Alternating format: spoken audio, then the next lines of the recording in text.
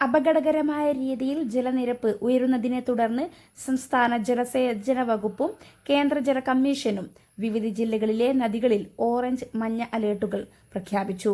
ഈ നദികളുടെ തീരത്തുള്ളവർ ജാഗ്രത പാലിക്കണം. കനത്ത മഴയിൽ തൃശൂർ കുന്നംകുളത്ത് വീട് തകർന്നു വീണ ദൃശ്യങ്ങൾ. ശബ്ദം കേട്ട് നാട്ടുകാർ പുറത്തേക്ക് ഓടിയതിനാൽ വൻ ദുരന്തം ഒഴിവായി. അതേസമയം അടുത്ത 3 മണിക്കൂറിൽ കേരളത്തിലെ തിരുവനന്തപുരം, കൊല്ലം, പത്തനംതിട്ട, ഇടുക്കി, കണ്ണൂർ, കാസർഗോഡ് ജില്ലകളിൽ ഓറഞ്ച് അലേർട്ട് പ്രഖ്യാപിച്ചു. ഈ ജില്ലകളിൽ ഒറ്റപ്പെട്ടയിടങ്ങളിൽ ഇടത്തരം മഴയ്ക്കും മണിക്കൂറിൽ 50 കിലോമീറ്റർ വരെ വേഗതയിൽ ശക്തമായ കാറ്റിനും, മറ്റെല്ലാ ജില്ലകളിലും ഒറ്റപ്പെട്ടയിടങ്ങളിൽ ഇടത്തരം മഴയ്ക്കും മണിക്കൂറിൽ 40 കിലോമീറ്റർ വരെ വേഗതയിൽ ശക്തമായ കാറ്റിനും സാധ്യതയുണ്ടെന്ന് കേന്ദ്ര കാലാവസ്ഥാ വകുപ്പ് അറിയിച്ചു. 2 ചക്രവാത ചുഴികളും ന്യൂനമർദ്ദമായി മാറി. കണ്ണൂറും കാസർഗോഡുമാണ് ഏറ്റവും കൂടുതൽ മഴ ലഭിച്ചത്. ഇന്നും കണ്ണൂർ, കാസർഗോഡ് ജില്ലകളിൽ ഓറഞ്ച് അലേർട്ടാണ് പ്രഖ്യാപിച്ചിരിക്കുന്നത്.